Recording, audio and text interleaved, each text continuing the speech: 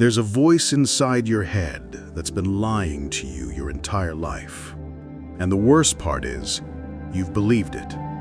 It's the voice that tells you to rest when you haven't earned it, to slow down when you haven't even started, to take it easy when the truth is, you've been easy your whole damn life. That voice, the soft, deceptive whisper that talks you out of greatness, is your real enemy. Not your parents, not society, not luck. You. You've been at war with yourself without even realizing it.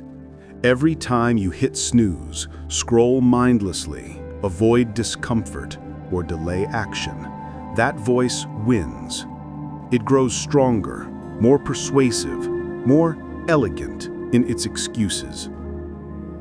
And one day, if you don't crush it, it will bury every dream you ever had. Quietly, slowly, without you even noticing. The Stoics warned us the greatest battles are never fought on battlefields, but in the mind. So today isn't just another day. This is the day you go to war, not with the world, but with the weakest version of yourself.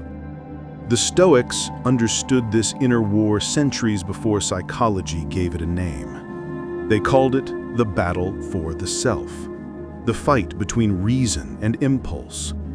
Marcus Aurelius wrote, "You have power over your mind, not outside events. Realize this, and you will find strength." But what he truly meant was deeper. Every moment you allow emotions, comfort, or fear to control your actions, you surrender your sovereignty. You become a slave to impulses that don't serve you. Most people live their whole lives that way, conquered from within. They don't need an enemy outside, because the enemy already lives inside them. That weak inner voice has mastered them without ever raising a weapon. Part 1. The War Between Two Voices. You need to understand how this voice operates. It never shows up as a villain. It appears disguised as logic. It says things like, "I'll start tomorrow," or "I deserve a break." It pretends to protect you, to save your energy, to comfort you. But that's a lie. Its only mission is to preserve your comfort at the cost of your greatness.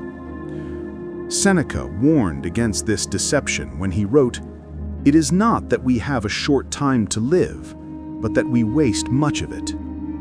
The weak voice thrives in wasted time. Every time you postpone action, scroll mindlessly, or seek short bursts of dopamine, you feed it.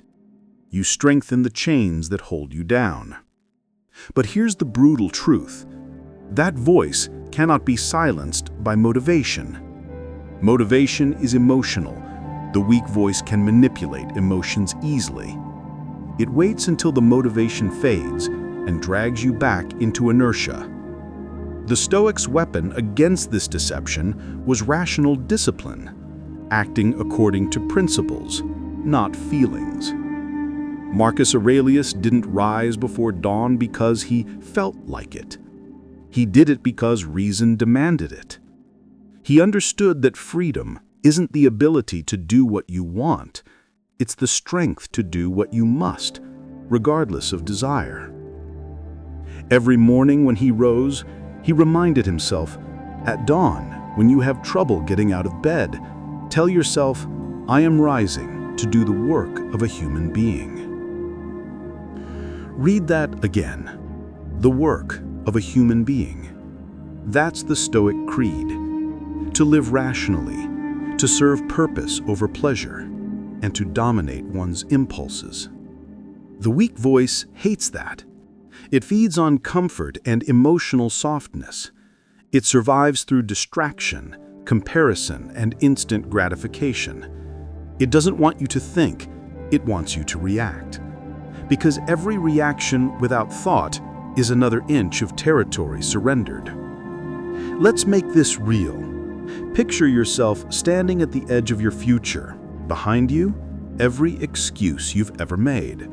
Ahead of you, everything you could become. The weak voice will whisper, "Be realistic. You've already done enough. You're tired."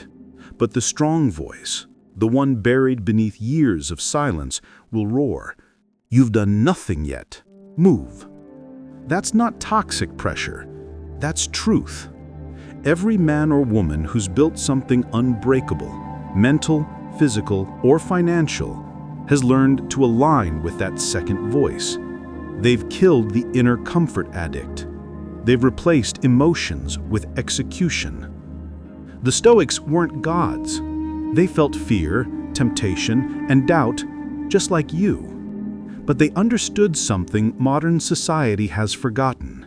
Pain is the purification of the mind. Every time you feel resistance to doing the hard thing, that's the weak voice trying to keep control.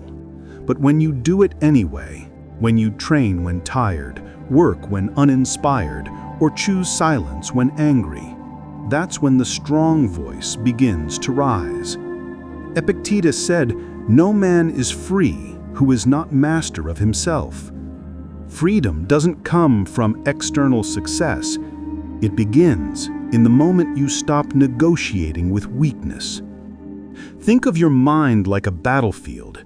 Every thought is a soldier. Every decision is a command. Most people let the wrong general lead. They let comfort command their army. That's why they lose.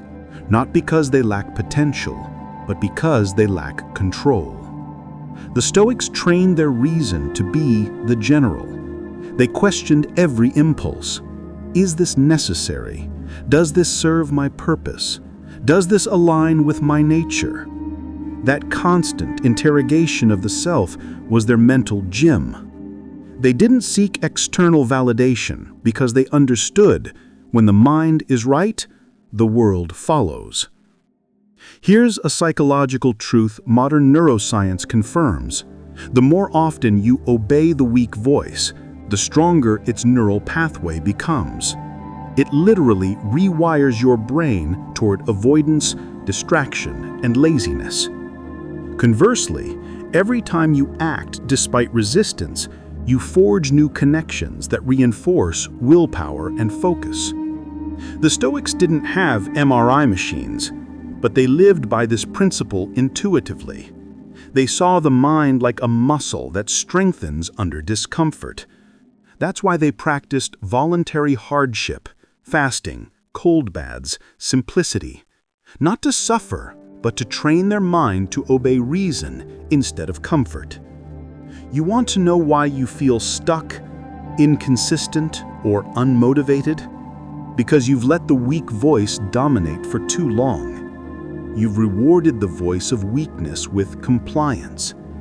Every time you said, "just this once," or "I'll do it tomorrow," you taught your brain that avoidance wins.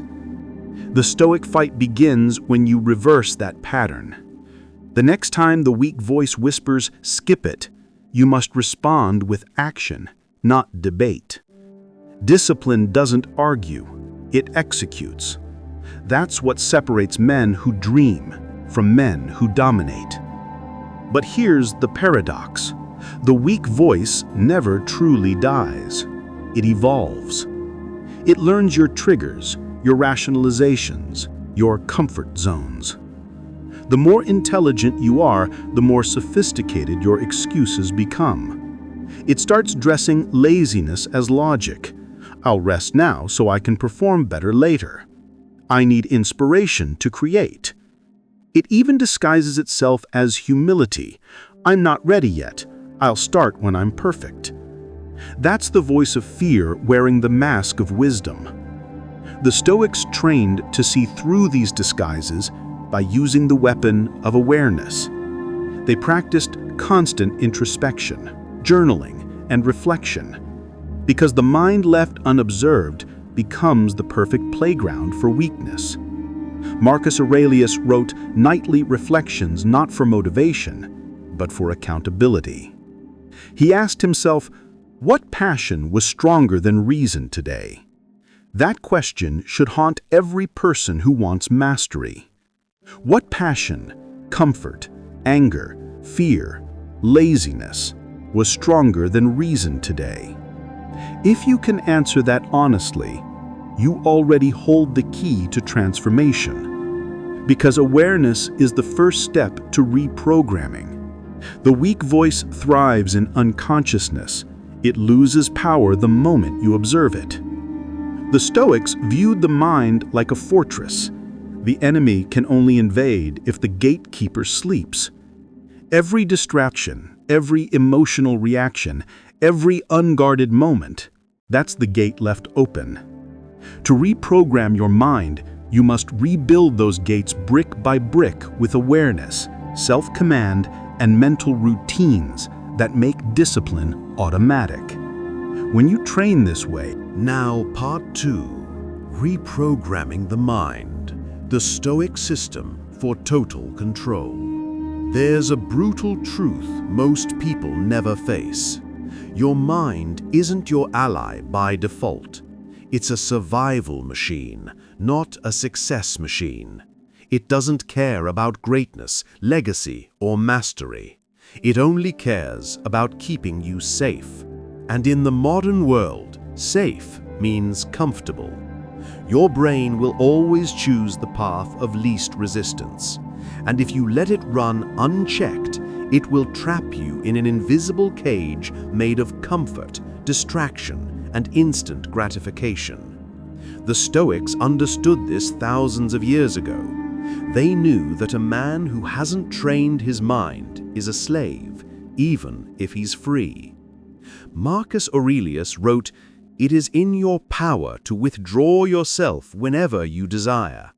Perfect tranquility consists in the good ordering of the mind." In simpler words, if you can't command your thoughts, you don't own your life. And that's why reprogramming your mind isn't a motivational choice, it's survival. Because in this world, the undisciplined are devoured. To reprogram your mind, you first need to understand its operating system. Your brain runs on repetition and emotion. What you repeat becomes your identity. What you feel strongly about gets hardwired. This is why you crave your phone, why you procrastinate, why you fear discomfort. You've rehearsed those reactions thousands of times. The weak voice you're fighting isn't mystical, it's neurological. You've built it. Every time you obeyed it, you strengthened it. But here's the power the Stoics discovered long before neuroscience confirmed it. You can overwrite the code.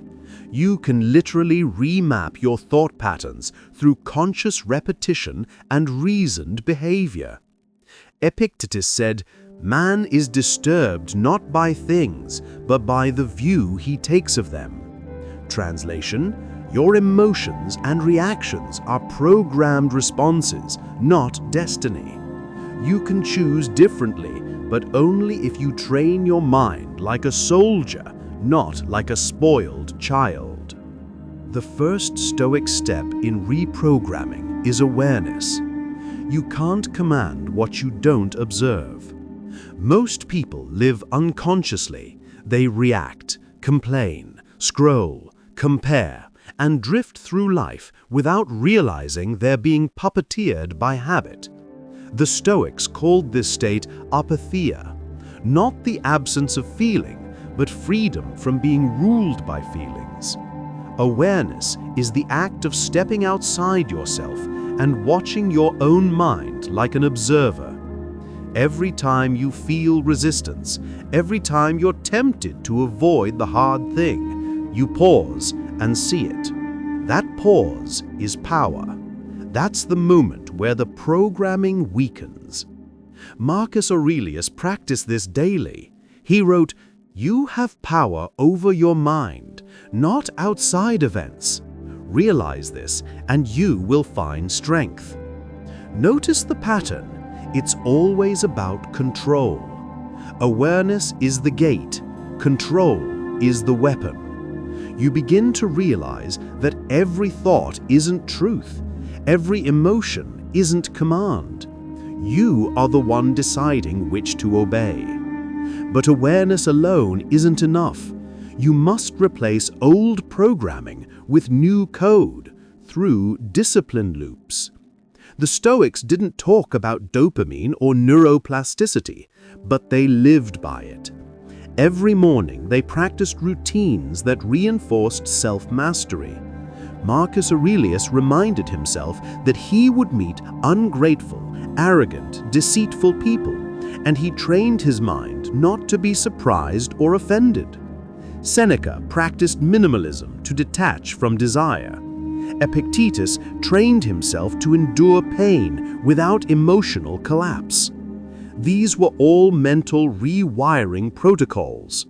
Each small repetition carved new neural paths, strength over emotion, logic over reaction, will over weakness. Today, we can apply these principles, but amplified with modern understanding. You create daily discipline loops, consistent actions that reinforce control. Wake up early when your brain screams sleep. Take cold showers when your comfort voice says later. Delay gratification when everything inside you wants quick relief. Each time you do this, you send your brain a new signal. I am in control now. The second phase of Stoic reprogramming is detachment. This isn't about not caring, it's about refusing to be owned by outcomes. Most people suffer not because of what happens, but because they cling to expectations. The weak voice thrives on attachment to comfort, validation, results. It says, if I fail, I'm worthless, or if this doesn't go my way, I'll quit. The Stoics saw this as madness. They trained to care deeply about effort, but to detach completely from results. Why? Because outcomes live outside your control. Epictetus built his entire philosophy around the dichotomy of control. There are things you can control, your thoughts, actions, and responses, and things you can't, everything else. Suffering begins when you try to control the uncontrollable. This mental separation is a superpower. When you stop wasting energy on what's outside your control, your mind becomes lighter, calmer, and razor-focused. You start playing offense, not defense. You stop chasing the world and start commanding yourself. Now comes the third pillar, voluntary hardship. This is the ultimate Stoic mind training weapon. The weak voice is born from overcomfort. Modern life has made everything easy: food, entertainment, pleasure, distraction. The problem? Ease kills resilience. Seneca warned, soft living makes people delicate. The Stoics deliberately practiced discomfort to harden their spirit. They slept on the floor, walked in the cold, ate plain food, and imagined losing what they loved, not to suffer, but to inoculate their minds against fear and weakness. Today, that might look like waking at 5 a.m., training when tired, fasting, cutting digital noise, or working without reward. Every voluntary hardship resets your threshold for pain and teaches your brain this truth: discomfort is not danger. Once you stop running from discomfort, the weak voice loses its main weapon, fear. The man who embraces hardship becomes untouchable because nothing external can shake his internal command. And then the most advanced phase, reflection. Stoicism without reflection is just suffering. The Stoics journaled not as therapy, but as war reports. Each night, Marcus Aurelius reviewed his day, not to judge himself, but to analyze the battle between reason and impulse. He'd ask, where did emotion win? Where did reason hold? What must I correct tomorrow? This nightly reflection creates feedback loops that strengthen self-awareness and refine control. Modern high performers call it data. Stoics called it logos, rational order. Reflection keeps the reprogramming process conscious. Without it, you'll relapse into old patterns without noticing. You'll think you're progressing when you're just looping. Every night you write, you reinforce identity. I am the one who observes, adjusts, and improves. That's how you build unshakable internal order, through constant refinement. Now let's tie all this together. The Stoic reprogramming system can be summarized in 4 mental commands. Observe the impulse, pause before reacting, question it, and ask, does this serve my purpose or my comfort? Act through discipline. Choose the harder right over the easier wrong. Reflect and refine. Analyze your wins and failures daily. This cycle, repeated for weeks, rewires your behavior at the deepest level. You stop being controlled by feelings and start commanding them. You begin to see triggers as training opportunities. Every challenge becomes a chance to practice power. When someone insults you, instead of reacting, you think, good, another chance to test my composure. When you fail, you think, perfect, another chance to practice resilience. The Stoics turned life into a... Part 3. The Prison of Comfort. Why most men die before they're even dead. Let's face it, the biggest enemy of greatness today isn't poverty or pain or even failure. It's comfort. Comfort has become the modern man's silent executioner, disguised as convenience, pleasure, and self-care. It doesn't kill you fast, it numbs you slowly. It's the poison that drips in microdoses every day, from the soft couch, the endless scroll, the extra hour of sleep, the sugar hit, the warm bed when your alarm screams, "Get up." You think you're resting, but in reality, you're decaying. Stoicism warned about this centuries ago. Marcus Aurelius said, "It is not death that a man should fear, but he should fear never beginning to live." Most people never truly live because they never escape the gravitational pull of comfort. It's not that life doesn't give them opportunities, it's that their willpower has been sedated by luxury. Comfort feels good because it's predictable. You know what's coming. No pain, no risk, no resistance. But that same predictability kills your potential.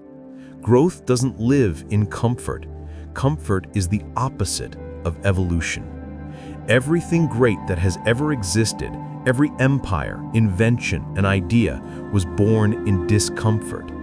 The body gets stronger through resistance. The mind gets sharper through struggle. The soul grows through suffering. Yet modern society worships comfort like a god, selling you shortcuts, dopamine, and distraction as happiness. It's not happiness, it's sedation. You're not living, you're being tranquilized. The Stoics knew that the path to freedom was through voluntary discomfort. Seneca practiced sleeping on the floor and eating the simplest meals to remind himself that he could endure anything.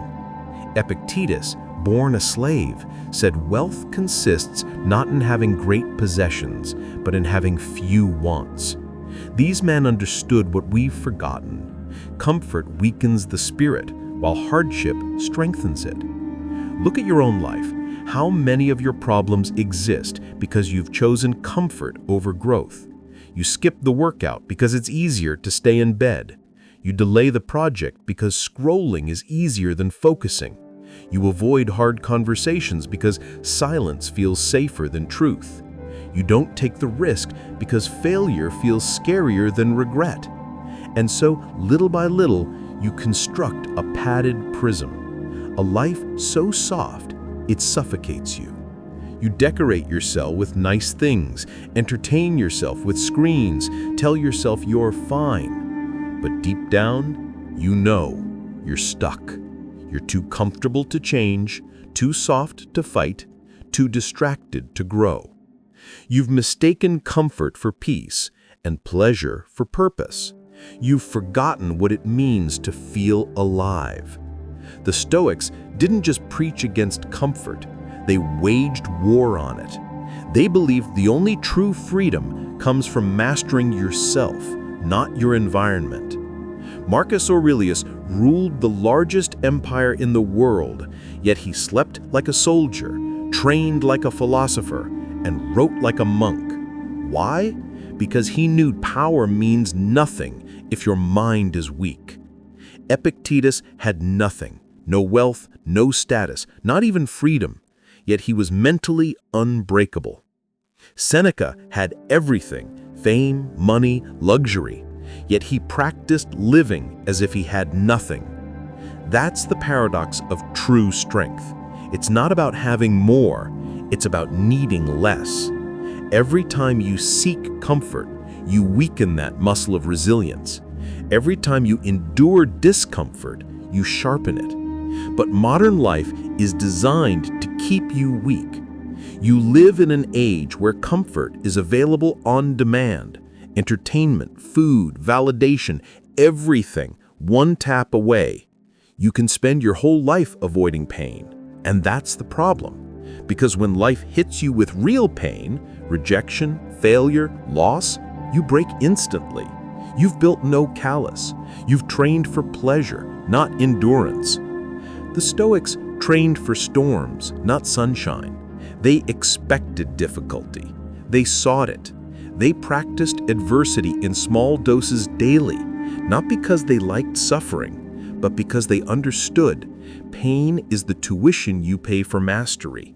You can't buy strength. You earn it through discomfort. So here's the truth. If you want to evolve, you have to deliberately break the addiction to comfort. You have to make discomfort your daily ally. Wake up earlier than your comfort wants. Push your body harder than your mind prefers. Speak truth even when it shakes your voice. Take the cold shower. Sit with boredom. Fast from pleasure. Build the discipline to do what your emotions resist. Because the moment you stop running from discomfort, it becomes your weapon. That's how warriors are made. That's how empires are built. That's how men become unbreakable. Comfort is seductive because it feels harmless, but like rust, it corrodes silently. The Stoics compared it to moral decay, invisible at first, catastrophic later. You don't notice it until you've lost your edge, until your dreams start to fade, until you wake up one day realizing your potential died years ago, not from failure, but from comfort. You didn't fall, you just stopped climbing. You lived inside your safety bubble, mistaking stillness for peace. But peace without progress is just paralysis. You were designed for motion, for conquest, for challenge. You are nature's experiment in potential, yet you're wasting it for temporary ease. Ask yourself, what would your life look like if you stopped running from discomfort? If you decided that every moment of resistance was an opportunity, not an obstacle? You'd become unstoppable, because the man who embraces discomfort becomes dangerous, not to others, but to his own limits. He stops waiting for motivation. He acts. He stops chasing pleasure. He chooses purpose. He stops being fragile. He becomes anti-fragile, stronger every time he's tested. That's what Stoicism trains you for. Not comfort, not happiness, but strength. Happiness isn't the goal. Strength is. Happiness follows strength, not the other way around. The problem with most people is they want to feel good before they act. The Stoics flipped that. Act first, and feeling will follow. You don't need to feel ready to start. You need to start to feel ready. Every second you hesitate, comfort wins. Every time you push through resistance, you reclaim power. The Stoics called this premeditatio malorum, visualizing hardship before it comes. They imagined losing everything, money, health, loved ones, to build emotional armor. Not because they were pessimists, but because they wanted to be prepared. That's how you inoculate yourself against fear, not by avoiding discomfort, but by rehearsing it mentally and physically until it no longer controls you. You must treat your comfort zone like an enemy, because it is. It's the invisible ceiling that separates ordinary from legendary. It whispers lies like, "You've done enough. You deserve rest. Tomorrow is fine." Comfort speaks the language of mediocrity fluently, and the more you listen, the weaker you get. You don't realize how much it steals from you, not just time, but self-respect. Every time you choose comfort over challenge, you tell your mind, "I can't handle discomfort." And your mind believes it. Until one day, you've built a mental pattern of avoidance so strong that the smallest task feels impossible. You've programmed yourself to quit. The Stoics rewire that pattern by flipping the switch. Every time you feel resistance, you move toward it, because behind resistance lies growth. If you study every high achiever in history, warriors, philosophers, artists, athletes, they all share one trait: voluntary discomfort. They didn't wait for pain to find them. They sought it out. They used it as fuel. That's the Stoic difference.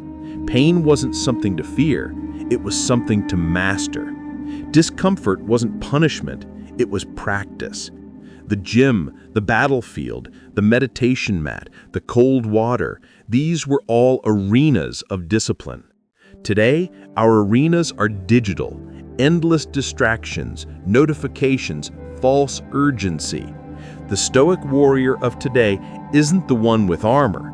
It's the one who can sit still, focus deeply, and act intentionally in a world addicted to noise.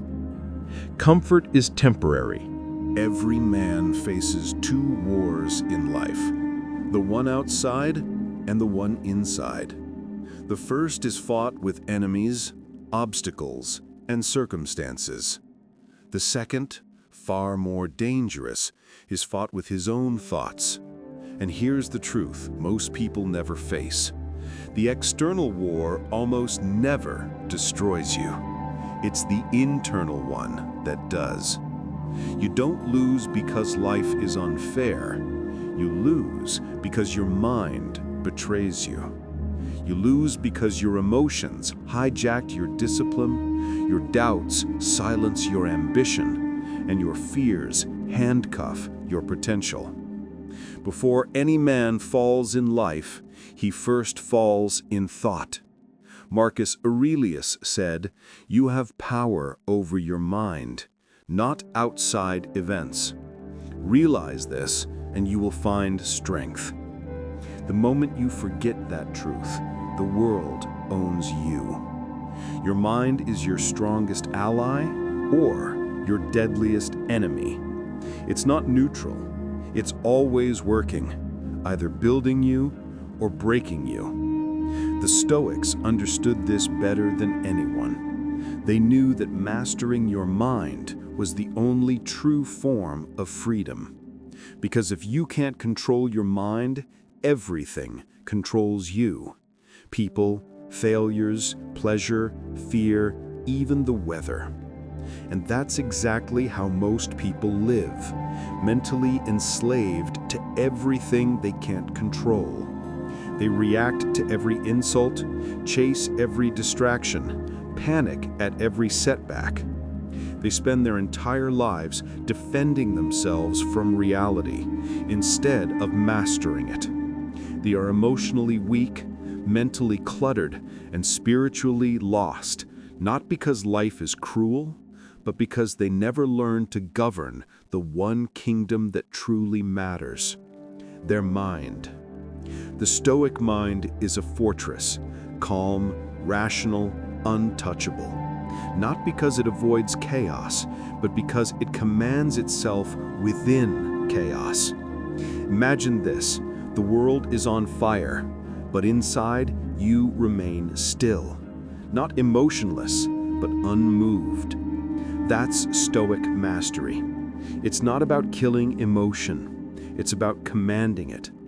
You still feel anger, fear, grief, desire, but you decide how long they stay, how deep they go, and what they make you do. That's power. Most men let their emotions drive the car. The Stoic sits behind the wheel, firm, steady, aware.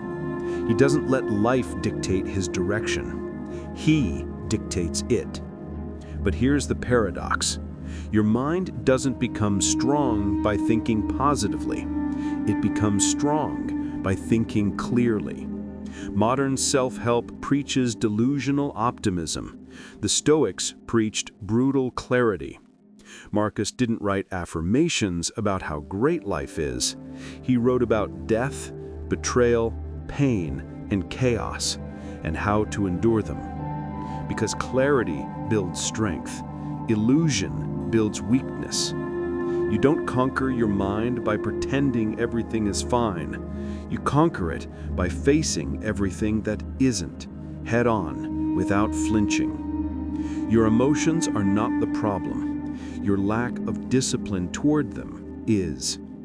Anger is useful when it's directed at injustice, destructive when it's directed at impulse. Fear is useful when it keeps you alert, paralyzing when it rules your decisions. Desire is powerful when it drives purpose, poisonous when it drives greed. The Stoics didn't suppress emotions, they transmuted them. They used emotion as energy, not identity. Seneca said, "He suffers more than necessary who suffers before it is necessary." That's what most people do. They suffer in advance, tortured by imagination, not reality. The mind invents fears that don't exist, problems that never happen, scenarios that paralyze action. You don't drown in the ocean, you drown in your thoughts about it. Epictetus was born a slave, crippled and beaten, yet he lived freer than most kings. How? Because he understood one rule: control what you can, accept what you can't, and see clearly which is which. The entire Stoic philosophy can be boiled down to that single truth. You have two categories of life: the controllable and the uncontrollable. Everything that falls outside your control, other people, outcomes, luck, time, must be released. Everything within your control, your focus, choices, discipline, response, must be mastered. The tragedy is most people invert this. They obsess over the uncontrollable and neglect the controllable. They pray for easy outcomes, but refuse to strengthen their character. And so they live like leaves in the wind, moved by everything, anchored by nothing. But mental mastery isn't built overnight. It's forged through small moments of self-command. The Stoics practiced premeditation malorum, premeditation of evil. They imagined worst-case scenarios daily: losing wealth, being betrayed, facing death, not to become paranoid, but prepared. When you rehearse adversity, reality stops shocking you. The blow still comes, but it doesn't crush you. You expected it. You were ready. That's why Stoicism is a warrior's philosophy, not a monk's fantasy. It doesn't hide from the world, it trains for it. To master the mind, you must train it like a muscle. Every day you must face discomfort deliberately. Silence the phone. Sit with boredom. Observe your thoughts instead of reacting to them. Every time you choose stillness over distraction, you sharpen awareness. Every time you resist impulse, you strengthen command. That's what the Stoics did daily. They rehearsed control. When hunger came, they observed it. When anger rose, they delayed reaction. When pleasure tempted, they questioned it. Slowly, their emotions became soldiers, disciplined, obedient, loyal to reason. That's what separates the average from the unbreakable: emotional discipline. But understand this, your mind won't obey you until you stop obeying it. Right now, your mind is like an untrained animal, chasing whatever stimulus appears first. You think you have thoughts, but in reality, thoughts have you. You check your phone not because you choose to, but because your brain has been conditioned to seek dopamine hits. You procrastinate not because you're lazy, but because your mind avoids discomfort. You overthink because your brain confuses motion with progress. To reverse this, you must become the observer, not the participant of your mind. Watch your thoughts as if they belong to someone else. Don't react, just notice. This detachment is the first step towards mastery. Marcus Aurelius called the mind an inner citadel. It's a fortress, but only if you build its walls daily. Every distraction, temptation, or emotional outburst all weakens those walls. Every act of discipline, reflection, and focus strengthens them. That's why the Stoics journaled daily. Their journals weren't diaries, they were mental audits. Marcus didn't write to feel better, he wrote to think better, to examine his own flaws, reactions, and choices under the lens of reason. Every night he would review, what did I do right? What did I do wrong? What can I improve tomorrow? That's how you turn reflection into evolution. You must also protect your mental environment as fiercely as your physical one. Garbage in, garbage out. Every negative conversation, every mindless scroll, every meaningless argument, it all pollutes your mental clarity. You cannot expect strength from a mind constantly overstimulated by noise. The Stoics protected their minds through solitude, study, and silence. They guarded their attention like treasure because it was. In today's world, attention is the new currency, and most people are bankrupt. They've spent it on nonsense. You cannot conquer the world if you can't even conquer your own focus. Mental strength also means emotional stillness. Stoic stillness is not the absence of feeling, it's the control of it. It's the ability to stand. Part 5. The Stoic Code of Action. Stop thinking, start becoming. The mind loves to think. It loves to analyze, to plan, to prepare. But the truth is brutal. Most people use thinking as an escape from doing. They confuse motion with progress, reflection with execution, preparation with purpose. And while they sit lost in thought, time quietly walks away. The Stoics knew this danger well. They believed contemplation without action is paralysis disguised as wisdom. Marcus Aurelius wrote, "Waste no more time arguing about what a good man should be. Be one." There it is, the command of action. Don't debate it, don't journal it, don't wait for it, be it. Because thinking about strength doesn't make you strong, and reading about Stoicism doesn't make you stoic. What makes you stoic is action. Controlled, disciplined, consistent action. The weak man waits for the perfect time. The Stoic creates it. The weak man seeks motivation. The Stoic acts regardless. The weak man overthinks, doubts, delays. The Stoic moves, adapts, corrects. That's why the Stoic is unstoppable, because he doesn't depend on ideal circumstances, only on his own will. He doesn't wait to feel ready. He moves when it's hard, tired, uncertain, afraid. He acts anyway, because he knows something the rest of the world forgets. Action cures fear. Action silences doubt. Action kills overthinking. The Stoic didn't worship comfort, he worshipped motion. Every day was a test, every decision a battlefield. The moment hesitation crept in, he attacked it with movement. Seneca said, "While we are postponing, life speeds by." Every minute you delay, the gap between who you are and who you could be grows wider. You'll never close that gap with thoughts, only with actions, because life doesn't reward those who know, it rewards those who execute. Modern men drown in information. They read, scroll, and consume advice endlessly, and then call that growth. It isn't. Knowledge without application is decay. The more you learn without acting, the weaker you become. Why?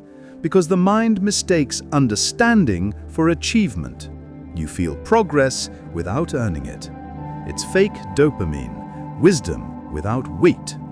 Stoics didn't chase intellectual comfort, they chased embodied wisdom. Knowledge lived through blood, repetition, and experience. Epictetus said, "Don't explain your philosophy, embody it." That's the Stoic command.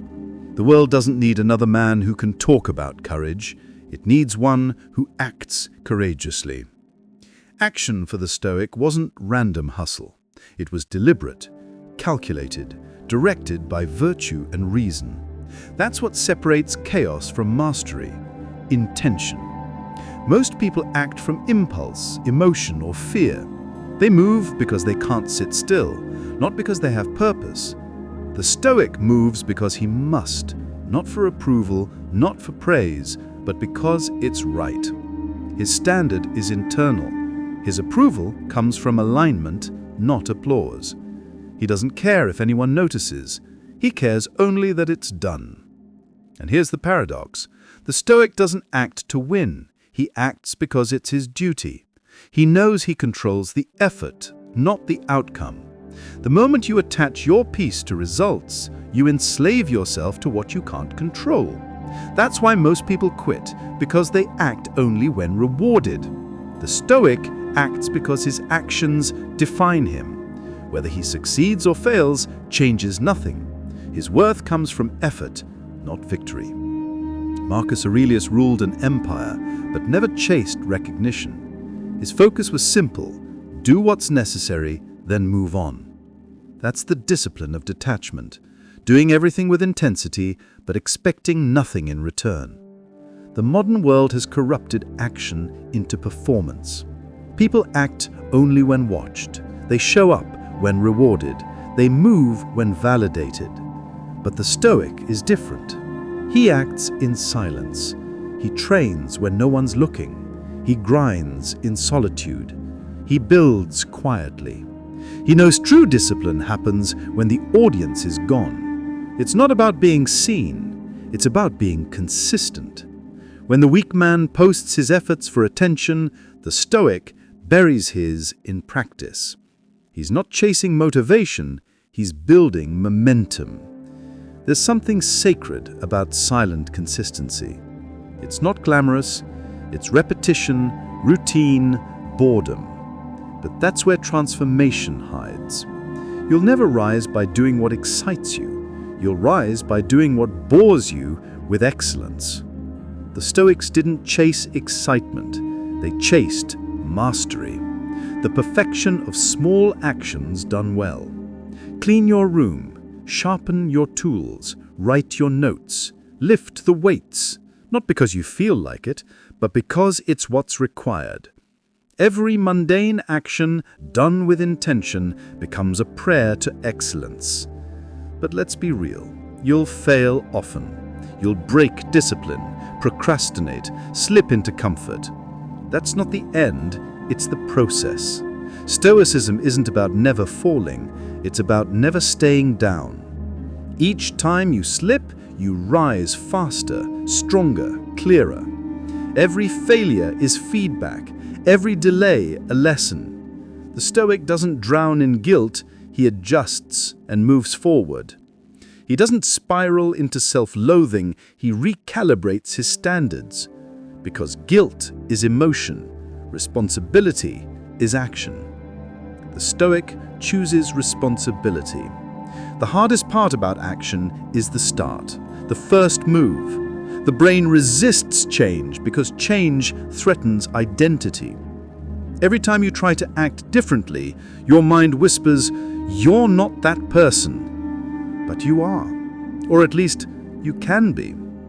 Every disciplined act rewrites who you are. You're not lazy, you just haven't acted consistently enough to believe otherwise. You're not unmotivated, you've just built the wrong habits. Every choice is a vote for the identity you want to become. And every day you cast hundreds of votes. That's Stoic identity building. Action as transformation. The Stoics didn't separate philosophy from living. Philosophy was training, a daily exercise in becoming better through doing. Musonius Rufus, the teacher of Epictetus, said, "Theory that teaches what is good and what is bad is useful only if it leads to good actions." Meaning, knowledge that doesn't alter behavior is wasted. So how do you embody Stoic action? You start by removing the noise, the endless thinking, the excuses, the what-ifs. You simplify your focus to what matters right now. Ask yourself, what's the next right thing I can do? Then do it. That's it. Not later, not perfectly, just immediately. Because hesitation kills momentum, and momentum builds identity. You also need to embrace the discomfort of imperfect beginnings. Most people don't act because they fear looking stupid, failing, or being judged. The Stoic embraces all of it. He knows the first attempt will be ugly, but the second will be better. He's not chasing perfection, he's chasing progression. The fear of imperfection paralyzes mediocrity. The acceptance of imperfection builds greatness. Seneca said, "It is not because things are difficult that we do not dare. It is because we do not dare that they are difficult." Every time you delay because of fear, the task grows in size. Every time you move despite fear, it shrinks. Action isn't about pace, it's about persistence. The Stoic doesn't sprint, he endures. He knows greatness isn't a single explosion of effort, but thousands of small, disciplined steps. The weak man wants results fast. The Stoic trusts time. He knows nature doesn't rush, yet everything is accomplished. The oak doesn't grow by shouting, it grows by persisting. The Stoic's power is the same, quiet endurance. He's not dramatic, he's devoted. But make no mistake, Stoic action isn't emotionless. It's fueled by purpose. Without purpose, discipline collapses into drudgery. You must know why you move. Ask yourself, what am I building? Who am I becoming? If the answer isn't clear, your actions will scatter. The Stoic acts with clarity. His energy is directed like a blade, not scattered like dust. He knows what he's serving, not vanity, not pleasure, but virtue. Every act becomes an offering to his higher self. When you align reason, virtue, and effort, something changes inside you. The noise quiets, the hesitation fades. You stop negotiating with weakness and start executing automatically. That's the Stoic transformation. Part 6. The Power of Self-Discipline, Forging the Warrior Within. Most people will never understand what real freedom is. They think freedom means doing whatever they want, sleeping when they feel tired, scrolling when they're bored, eating when they crave, giving up when it gets hard. But that's not freedom, that's slavery. Slavery to impulse, emotion, and weakness. Real freedom is self-mastery. It's waking up when you said you would, doing what you promised yourself you'd do even when no one's watching. It's being your own commander, your own ruler. The Stoics knew this truth long before the world was distracted by comfort and convenience. Marcus Aurelius said, "You have power over your mind, not outside events. Realize this, and you will find strength." Self-discipline isn't a punishment, it's liberation from chaos. Every act of control you exert over yourself is a rebellion against mediocrity, an act of war against the lazy version of you that wants to stay comfortable forever.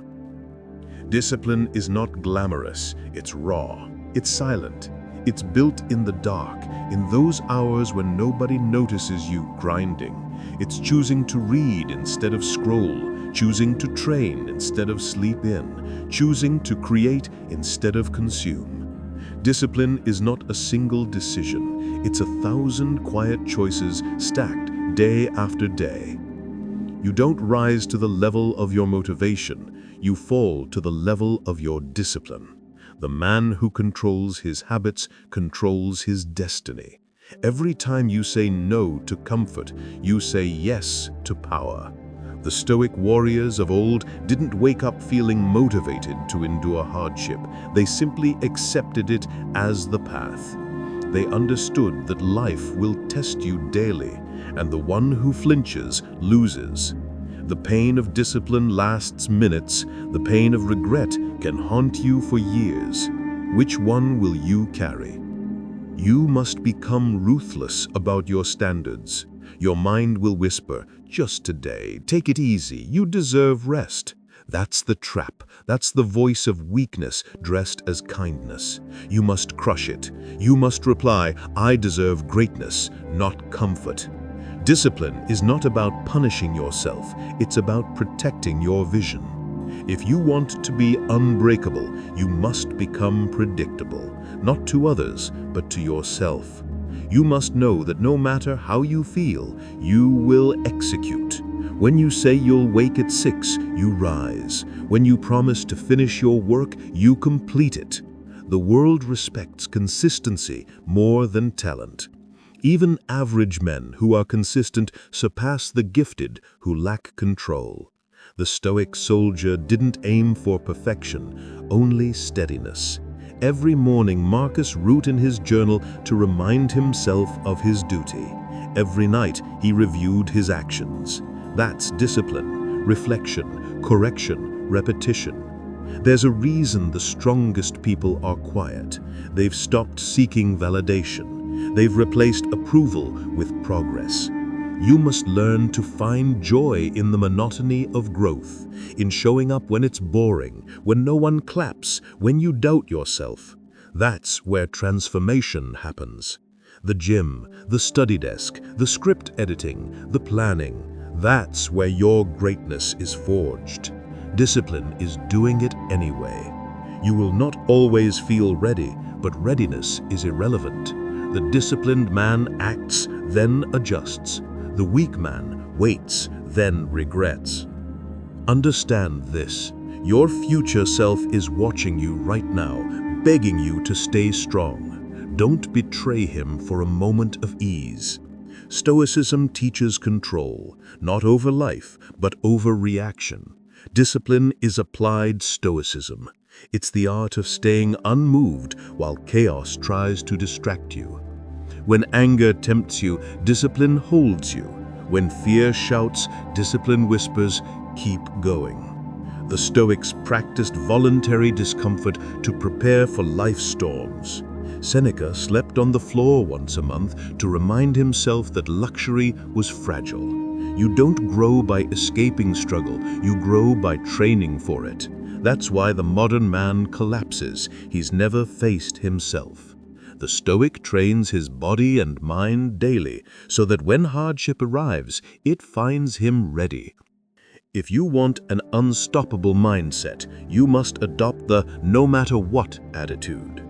No matter what, I'll stick to my system. No matter what, I'll write the script. No matter what, I'll finish the edit.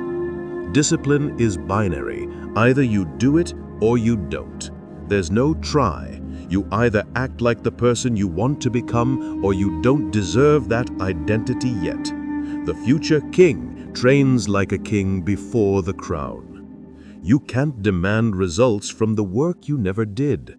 The Stoic doesn't complain about discipline. He's grateful for it, because he knows discipline is the only thing separating the master from the mediocre. Here's the truth. Your brain is designed to protect you from effort. It wants comfort because comfort means survival. But survival isn't your goal anymore. Dominance is. You must override that ancient programming. Every time you delay gratification, you're rewiring your mind for success. You're teaching yourself that you control your instincts, not the other way around. This is how you evolve beyond the ordinary. You stop being reactive. You start being intentional. Every small act of discipline, waking up early, sticking to your schedule, reading instead of scrolling, compounds into unstoppable momentum. You build self-trust, and self-trust is the foundation of confidence. Without discipline, you're at the mercy of circumstance. With discipline, you become dangerous. You move with precision while others drift aimlessly. You plan your days, not your excuses. You create structure, not chaos. You don't need motivation. You are motivation. Your presence commands respect because your energy is controlled. You're no longer a man chasing dopamine. You're a man creating destiny. That's the shift the Stoics mastered, replacing pleasure with purpose. They didn't chase feelings, they chased virtue. They didn't care how they felt, they cared who they were becoming. And here's the paradox: the more disciplined you become, the more peaceful your life gets, because chaos can't exist in a mind that's trained. The Stoic path may look harsh from the outside, but internally it's freedom. You stop overthinking because you already know what must be done. You stop fearing the future because your present actions are strong. You stop doubting yourself because your habits prove your worth. Discipline is not the enemy of happiness, it's the gateway to it. True happiness comes from self-respect, and self-respect only comes from keeping your promises. So the next time you feel lazy, remember, it's not just about this one task, it's about identity. Every action reinforces the person you are. Each time you choose discipline, you vote for the stronger version of you. Each time you give in, you empower the weaker one. You're in a lifelong war, not with others, but with yourself. The Stoic fight is internal. Your battlefield is your mind, and the enemy is comfort. If you can conquer that, you can conquer anything. Because discipline isn't about control, it's about alignment. Aligning your actions with your values, aligning your habits with your goals, aligning your daily life with your higher vision. When that happens, there's no resistance left. You don't have to force yourself to act. You become the kind of person who acts automatically. That's mastery. And that's what separates those who dream from those who dominate. You can train your body for war, your mind for focus, and your discipline for consistency. But if your emotions control you, you'll still fall. Because the greatest victories are not fought with swords or strength, but with silence and self-control. The Stoics knew this truth better than anyone. Marcus Aurelius led armies, ruled an empire, faced betrayal, plague, and loss. Yet he wrote in his private journal, "If you are distressed by anything external, the pain is not due to the thing itself, but to your estimate of it. And this you have the power to revoke at any moment. That's emotional mastery. That's what separates a leader from the lost. Stoicism doesn't demand that you suppress emotions. It teaches you to command them. You are not a robot, you're a warrior. And a warrior who can't control his emotions is a weapon turned against himself. Every day, the world tries to pull you into chaos, arguments, distractions, insecurities, temptations. Emotional resilience is your shield. It's what keeps your peace unbreakable while everything else burns. The modern world is built to provoke. Social media thrives on outrage, news thrives on fear, and people thrive on drama. You can't fight every fire, you must master your reaction. The Stoic doesn't chase calm, he becomes it. Imagine this. Insults, failures, and setbacks rain on him like arrows, yet none pierce through. Not because they don't exist, but because his armor is emotional control. He's trained his mind to stay unmoved. To the Stoic, no insult can offend him, no failure can define him, and no loss can destroy him. He sees everything as training, feedback for the mind. When you learn to stay composed under pressure, you gain a power that no one can take. Think about it. Most people crumble under small inconveniences. Traffic ruins their day. A rude comment ruins their mood. One setback and they abandon their mission. But not you. You are building a fortress from within. Emotional resilience doesn't mean you feel nothing. It means you feel deeply, but act deliberately. When anger rises, you pause. When anxiety comes, you breathe. When fear whispers, you move anyway. That's mastery. Seneca once said, "We suffer more in imagination than in reality." Most of your pain isn't from life, it's from your reaction to it. You imagine worst-case scenarios, relive mistakes, and argue with ghosts. But reality itself is rarely unbearable. Your perception makes it heavy. So train your perception. Train your response. The Stoics practiced this daily. They used a method called premeditatio malorum, the premeditation of evils. Every morning, they visualized potential hardships, failure, rejection, betrayal, loss. Not to make themselves miserable, but to strengthen their mind. Because when you've already faced adversity in your thoughts, you don't panic when it arrives in life. You've rehearsed composure. You've built the emotional armor before stepping into the battlefield. Today, people do the opposite. They expect ease and comfort, then break when life gets hard. But if you expect life to test you, you'll never be surprised when it does. You'll be ready. Control doesn't mean coldness. The Stoics loved deeply, cared greatly, and lived fully. But they refused to let emotions dictate actions. They understood that emotions are signals, not commands. Anger can reveal injustice, but reacting impulsively leads to regret. Fear can protect you from danger, but letting it rule you leads to paralysis. The Stoic acknowledges emotion, studies it, then decides what to do with it. That's maturity. That's strength. The man who can sit with his emotions without being consumed by them is unstoppable. But emotional resilience isn't built in comfort. It's forged in storms. You will be tested. People will disrespect you, betray you, misunderstand you. Plans will fail. Opportunities will slip. And in those moments, your reaction defines your destiny. You can either fall apart or rise in silence. Every setback is a chance to train composure. Every insult is a test of your ego. Every failure is a lesson in patience. The Stoics treated life like a constant sparring match, each difficulty sharpening their endurance. You must do the same. When you feel overwhelmed, step back and ask, will this matter in a month, a year, 10 years? Most of the time, it won't. Life is too short to waste energy on things that won't matter. Emotional resilience is about perspective.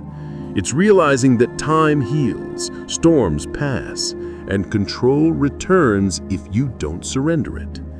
Marcus wrote, "Choose not to be harmed, and you won't feel harmed." That's not denial, that's power. You're not saying life is easy, you're saying that your peace is not for sale. Here's the truth. You can't control outcomes, but you can always control effort. You can't control how others treat you, but you can control your response. You can't control external chaos, but you can control your inner state. And that's where real dominance begins. The Stoic doesn't react to life. He responds. Reactions are emotional. Responses are intentional. You can only respond well when you're centered. So every day, build that center. Start your mornings in silence. Reflect before speaking. Write before exploding. Detach before deciding. Every moment you hold your composure, you weaken the grip of chaos. People think toughness is about aggression. It's not. True toughness is calmness under pressure. It's the ability to stand still while everyone else panics. It's smiling while others complain. It's listening when others shout. That's rare. That's strength. The Stoics didn't brag about resilience, they embodied it. When they were insulted, they replied with grace. When they were betrayed, they forgave without weakness. When they lost, they learned. Their peace wasn't situational, it was internal. And that's what you must build. But how do you train this in the real world? Start small. The next time something annoys you, a delay, an insult, a mistake, pause for 10 seconds. Observe your reaction. Ask yourself, is this worth my energy? 90% of the time, it's not. Then practice gratitude, not fake positivity, but grounded appreciation. Every time you focus on what's good instead of what's missing, you strengthen emotional balance. Gratitude is emotional armor. You can't be grateful and bitter at the same time. Also, detach from things you can't control. The Stoic formula is simple. Control your effort, accept the rest. If someone doesn't like you, fine. If life doesn't go your way, fine. You're still moving forward. You still have your mind, your will, your discipline. Nothing external defines you unless you allow it. That's emotional invincibility, when your peace no longer depends on circumstances. And remember this, emotional resilience doesn't mean you'll never break. It means when you do, you rebuild faster. You don't stay down. You feel, you process, and you rise. Stoicism doesn't deny pain, it transforms it. It turns suffering into strength, heartbreak into wisdom, chaos into clarity. Every experience, good or bad, becomes a lesson. And the more you endure, the sharper your mind becomes. This is the Stoic Path. Feel deeply, respond wisely, move steadily. Life will never stop testing you, but the tests aren't there to destroy you. They're there to forge you. You are the blacksmith of your own soul, and every hardship is the hammer shaping you into steel. Emotional resilience is the art of never letting the hammer break you, only refine you. Because at the end of it all, your emotions are not enemies to fight, they're tools to master. Anger can fuel justice, fear can spark courage, sadness can deepen understanding, but only if you're in control. The Stoic doesn't silence emotion, he directs it. That's why he wins, not because life is easier for him, but because his mind is stronger than his mood. So when the world tests your patience, remember, calmness. Part 9. Mastering Decisions, the Stoic Way to Clarity Under Pressure. Part 9. This is where the war sharpens into strategy, where the battlefield moves from endurance to precision, and where your actions determine the outcome of the inner war. Mental resilience and discipline are essential, but without mastery over decision-making, even the strongest warrior can falter. The Stoics understood that life is composed of countless choices, and the quality of these choices determines the trajectory of one's existence. Marcus Aurelius wrote, "Nothing happens to any man that he is not formed by nature to bear. But bearing is only half the battle. Deciding how to act in response to life's challenges is where power resides. Every decision you make, every instant you hesitate or act, compounds over time to create either a man who conquers or a man who is conquered by circumstance. The untrained mind reacts impulsively. It lets fear dictate action, desire dictate direction, and anger dictate communication. But the Stoic mind is deliberate. It pauses, evaluates, and chooses. This pause is not weakness, it is power. It allows reasoning to rise above emotion. Every choice should be guided by virtue, aligned with long-term goals, and rooted in reality rather than wishful thinking.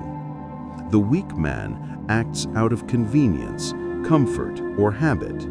The Stoic acts with purpose, seeing the long chain of consequences that each decision sets into motion. He does not act for immediate gratification, for recognition, or for fear of loss.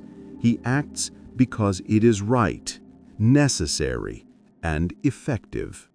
Decision-making under pressure is a test of all previous training, discipline, emotional resilience, mental endurance. If your mind has been forged in calm, tested in adversity, and structured through internal systems, your decisions become clear even when chaos surrounds you. Stoicism teaches the separation of control. Distinguish what is within your power from what is not.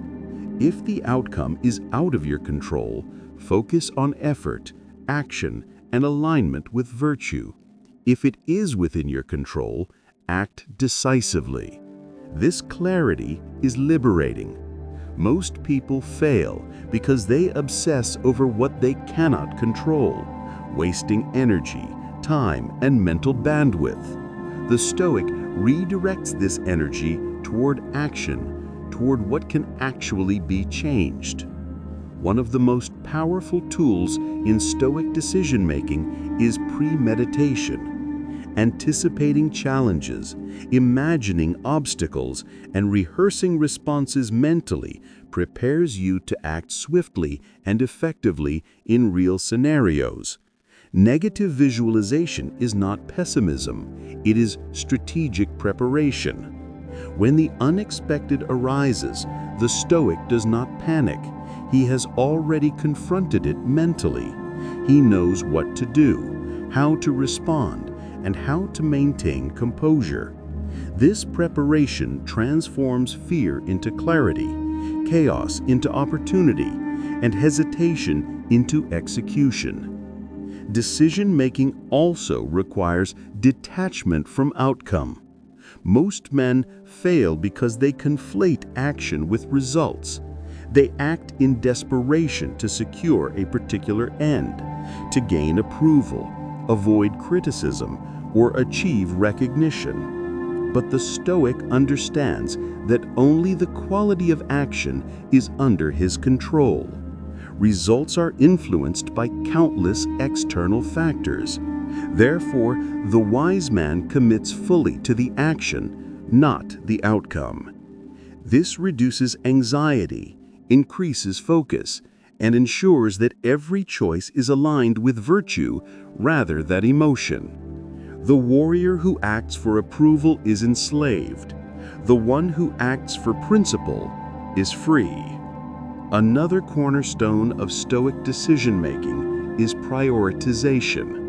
Life bombards you with countless options, distractions, and opportunities, but not all are worth pursuing. The Stoic constantly asks, is this necessary?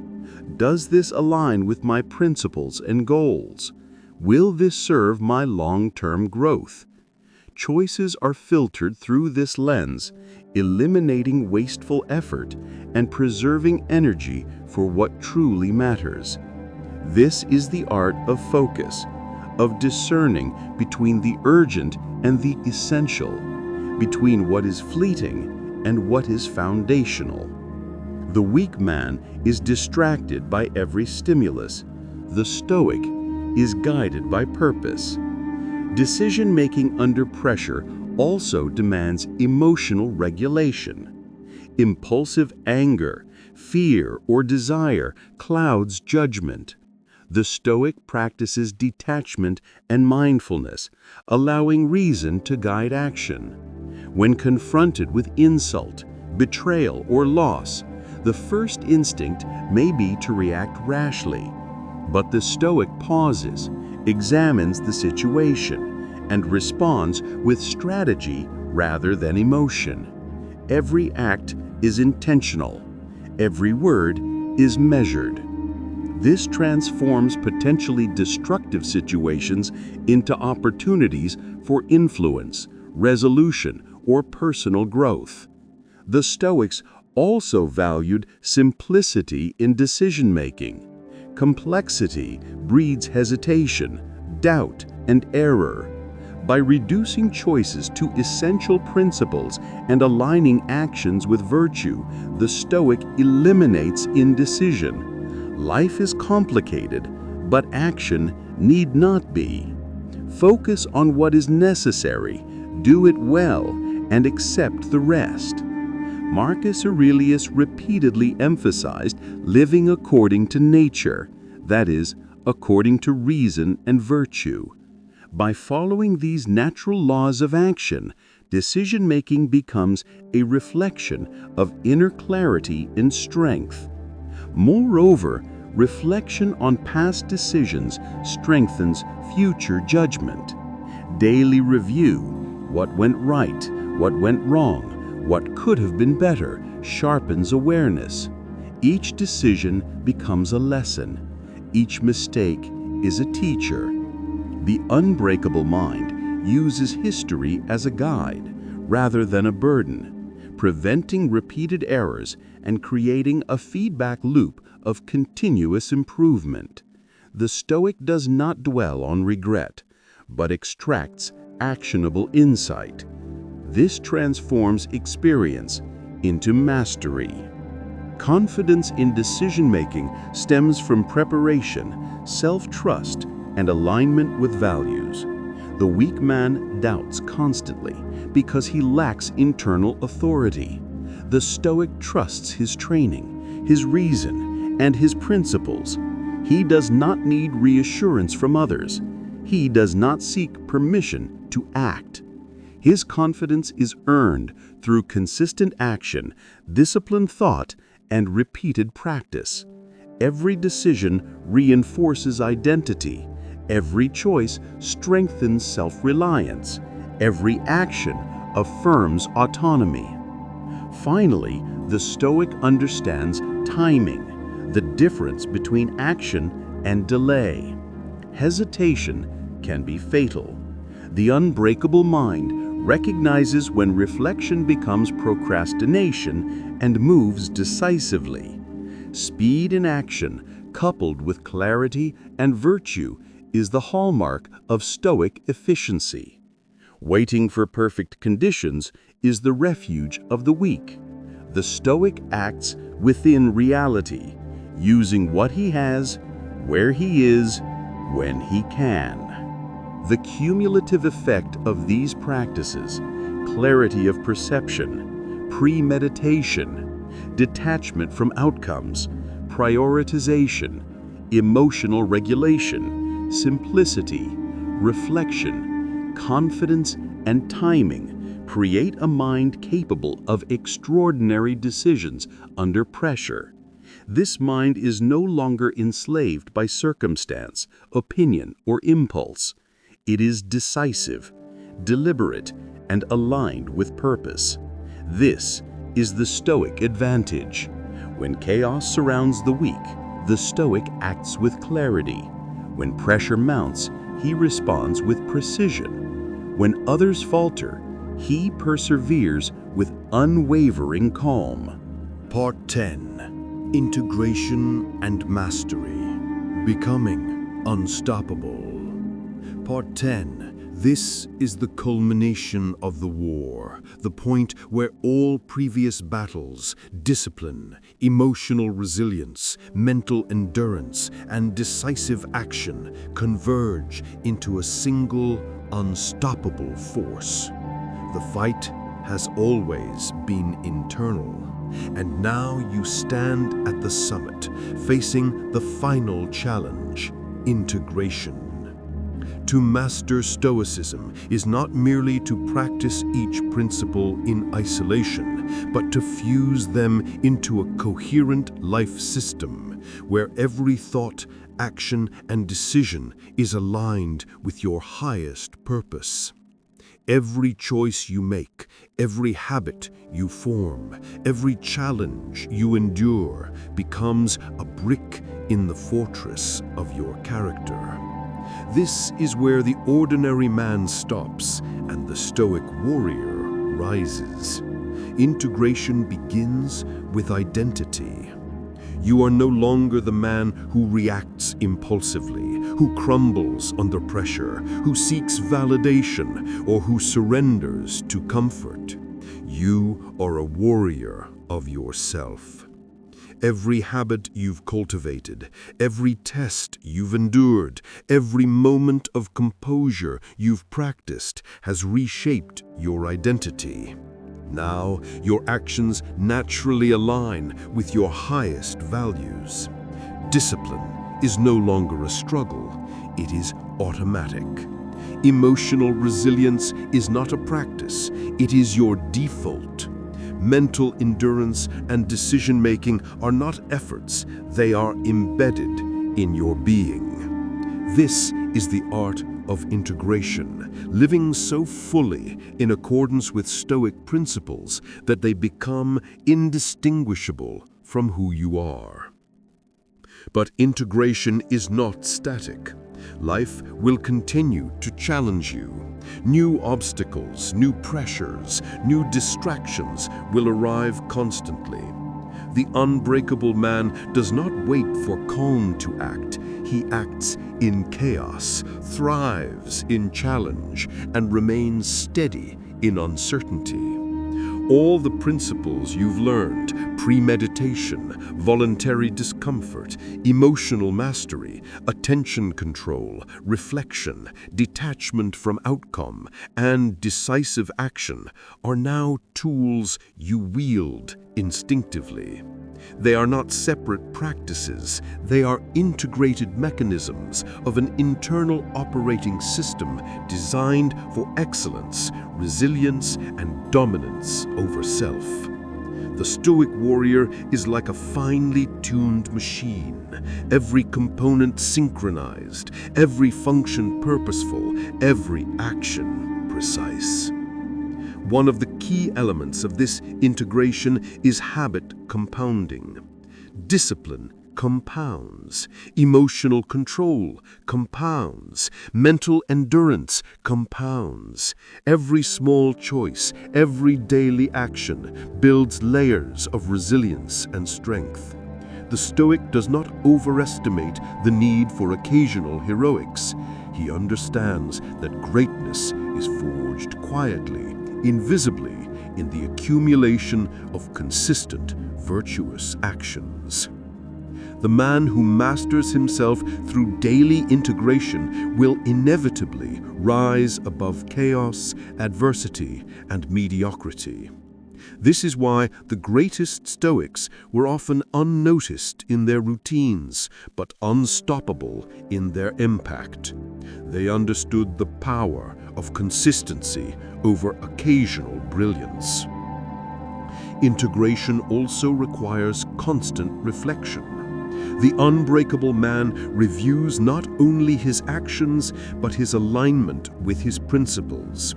Daily journaling, nightly reflection, and ongoing self-assessment prevent drift. Without reflection, even a strong man can stray. The Stoic ensures that his internal systems remain calibrated, discipline, emotion, mind, and decision-making all functioning in harmony. Every day is an opportunity to refine the machinery of self-mastery, to correct small deviations before they become patterns of weakness. Through this feedback loop, the warrior remains sharp, vigilant, and adaptable. Another crucial aspect of integration is the application of Stoicism in relationships, influence, and leadership. A man who masters himself can navigate others with clarity and precision. He does not manipulate, he does not react impulsively, he does not surrender his peace for approval. Instead, he acts with purpose, compassion, and strategic thought.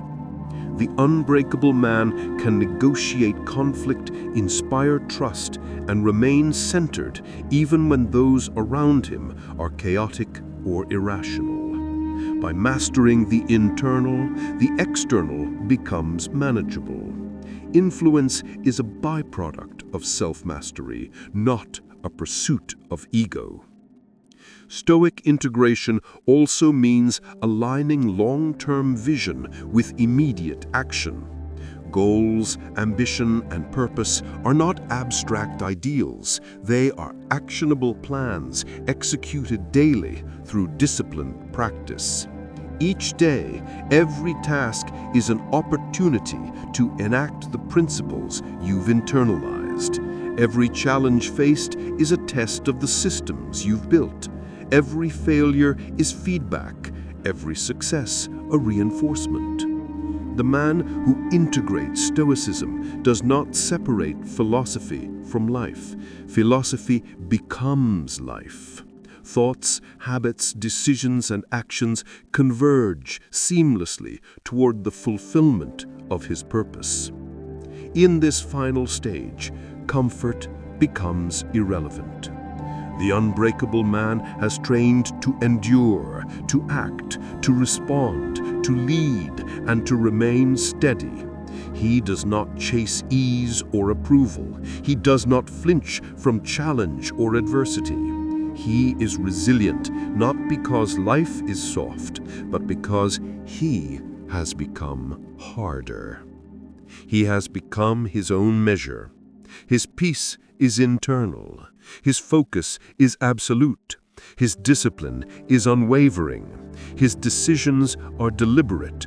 His mind is fortified. His emotions are aligned. He has become the embodiment of Stoic mastery, unshakable, unstoppable, and fully integrated.